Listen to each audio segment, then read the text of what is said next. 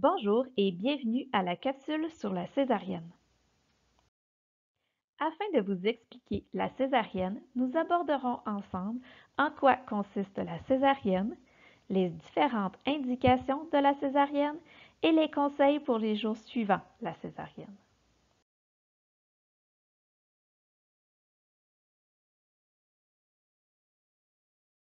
La césarienne est une opération qui consiste à faire une incision dans l'utérus de la femme afin d'en extraire le bébé.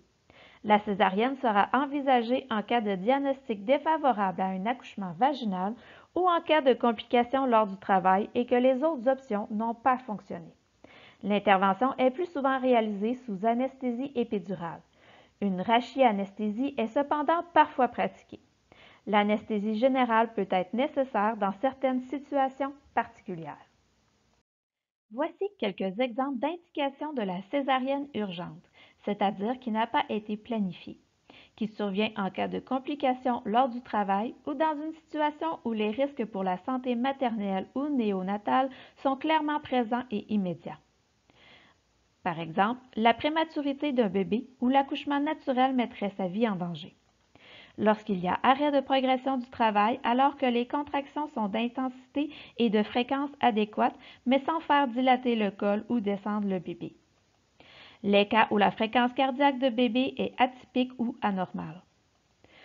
Le décollement prématuré du placenta et le saignement est suffisamment important pour mettre en danger la mère ou le bébé, ou en cas de procidence du cordon, c'est-à-dire le cordon précédant la tête fœtale dans le vagin et la descente du bébé comprime le cordon, ce qui met en péril la circulation vers celui-ci, la césarienne est essentielle et urgente. Dans le cas d'une césarienne élective, c'est-à-dire qui est prévue, la mère a une consultation avec l'anesthésiste et le gynécologue. Elle se présente à l'hôpital le jour prévu de sa césarienne. Voici quelques situations défavorables à un accouchement vaginal. En cas de placenta prévia, la césarienne est essentielle car le placenta chevauche le col. L'ouverture du col de l'utérus pourrait entraîner un décollement placentaire et une hémorragie. Le placenta prévia est détecté lors de l'échographie de routine. La grande majorité des femmes qui ont déjà eu une césarienne peuvent accoucher naturellement par la suite. Selon votre historique de santé et de grossesse, vous pourrez choisir entre la césarienne ou l'accouchement naturel. Nous reviendrons sur ce sujet plus tard. Si votre bébé est dans une position atypique, la présentation est confirmée par échographie le jour même avant la césarienne. Dans les situations de retour à une présentation céphalique, la grossesse pourra poursuivre son cours normal. Vers la 34e semaine de grossesse, la plupart des bébés ont adopté la présentation céphalique, c'est-à-dire qu'il sera en position verticale, avec la tête fléchie. Il est installé dans le bassin et les jambes sont repliées dans la partie haute de l'utérus. Mais parfois, bébé peut adopter d'autres positions ou encore se retourner dans les dernières semaines.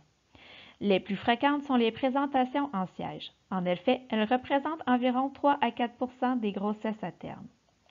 La position transverse est une position rare. Le bébé est resté couché et la première partie de son corps à se présenter est son épaule.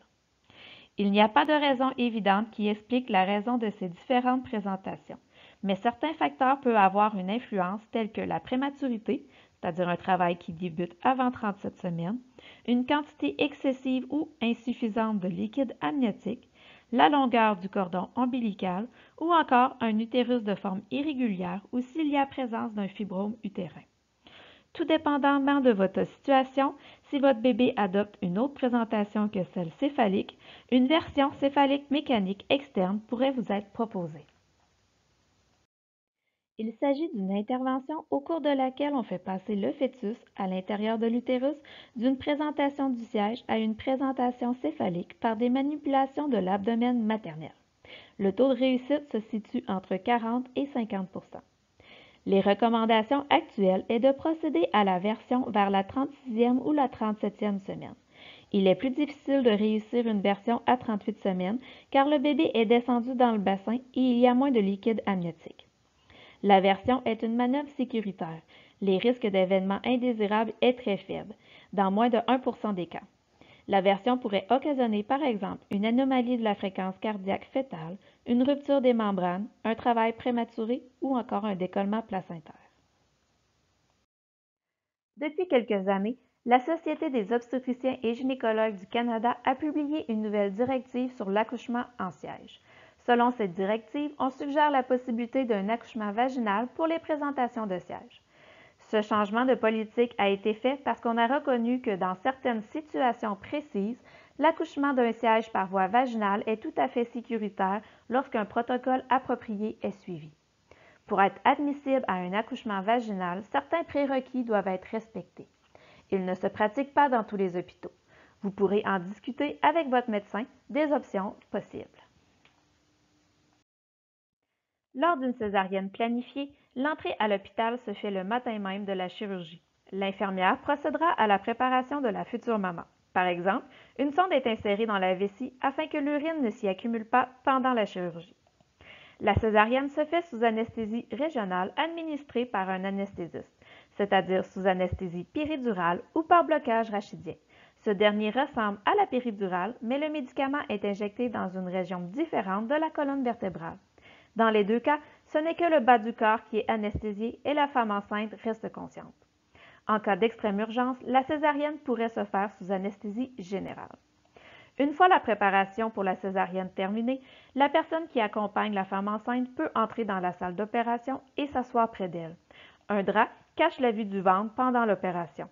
La future maman a les mains libres afin de toucher son bébé et son conjoint. Il est possible qu'une pression soit ressentie au moment de la sortie du bébé. L'utérus est ensuite refermé avec des soutures qui seront absorbées par le corps.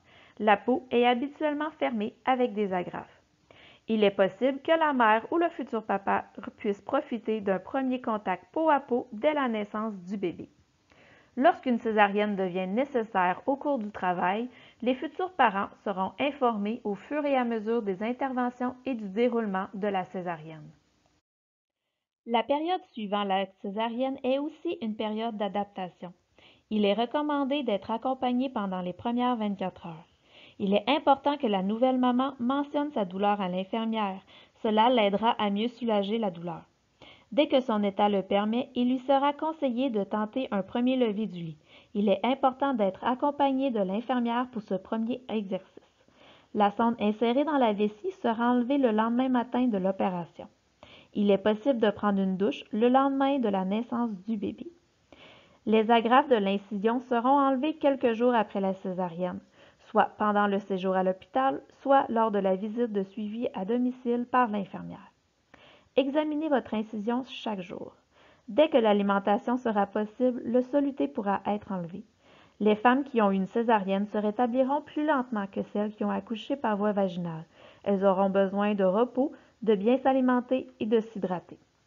Quelques semaines seront nécessaires avant que vous puissiez reprendre toutes vos activités, comme conduire un véhicule, soulever des objets lourds et pratiquer des activités physiques ou un sport. La plupart des femmes peuvent avoir un accouchement vaginal après une césarienne, un AVAC. Chez les femmes qui choisissent un AVAC, environ 3 sur 4 ont un accouchement vaginal réussi. Les avantages de l'AVAC sont nombreux. L'absence de risque de complications liées à une chirurgie, un contact immédiat et soutenu avec le bébé dès sa naissance, une mobilité accrue et un temps de récupération moins long. Il y a très peu d'inconvénients liés à l'AVAC et ce sont les mêmes que ceux de l'accouchement. Avoir une césarienne durant le travail, avoir une épisiotomie et ressentir de la douleur au niveau du périnée. Pour vous aider à prendre cette décision, votre médecin évaluera votre situation et vous renseignera sur les facteurs qui peuvent augmenter ou réduire vos chances de réussir votre accouchement par voie vaginale. Pour toute question en lien avec le contenu des capsules prénatales, vous pouvez contacter les infirmières de périnatalité de votre région.